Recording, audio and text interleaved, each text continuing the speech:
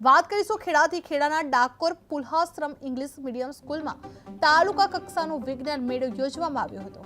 ખેડા જિલ્લામાંથી 48 સ્કૂલોના વિદ્યાર્થીઓએ ભાગ લીધો હતો।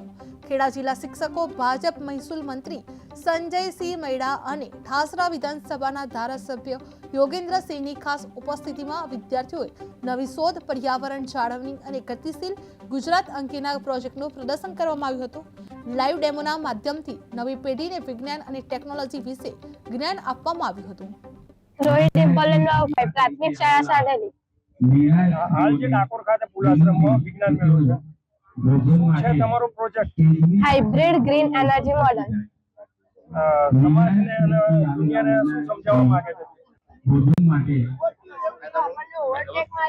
સતત ઉર્જા, જ્યારે સૂર્યપ્રકાશ થાય ત્યારે પવન ઉર્જા કામ કરે છે અને પવન ઉર્જા થાય ત્યારે સૌર ઉર્જા કામ કરે છે। આ એકબીજાને પૂરક બની સતત ઉર્જા પૂરી પાડે છે।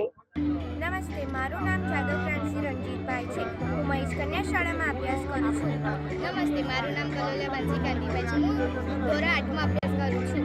અમે બંને પ્રાથમિક કન્યા શાળા મહેશમાંથી આવ્યા છીએ।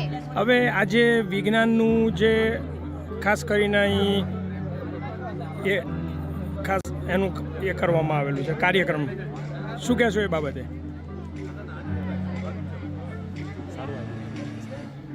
આજે અમે સાયન્સ ફેરમાં વિભાગ 3માં લઈને આવ્યા છે ગ્રીન એનર્જી અને રિન્યુએબલ એનર્જીનું વર્કિંગ મોડલ। શું છે એ બાબતે શું કહેશો તમે? સંદેશો રાષ્ટ્રને શું આપશો? અમે એવો સંદેશો આપવા જઈશું કે સૂર્યપ્રકાશના કિરણોથી આપણને ઉર્જા મળે છે, તેનાથી હેતુ નવીનીકરણીય ઉર્જા સ્ત્રોતો વિશે જ્ઞાન મેળવો, પવન ઉર્જા અને સૌર ઉર્જાનો ઉપયોગ કરીને વીજળી ઉત્પન્ન કરવાની પ્રાયોગિક પદ્ધતિ સમજ, એક જ સિસ્ટમમાં બે અલગ અલગ ઉર્જા સ્ત્રોતોને કેવી રીતે જોડી શકાય તે દર્શાવો, ભવિષ્યમાં ઉર્જાની જરૂરિયાતો પૂરી કરવા માટે આવા હાઇબ્રિડ સિસ્ટમનું મહત્વ સમજવું, મર્યાદાઓ, સૂર્યપ્રકાશ અને પવન પર આધાર, આ સિસ્ટમ હવામાન પર આધારિત છે, ઊંચા પ્રારંભિક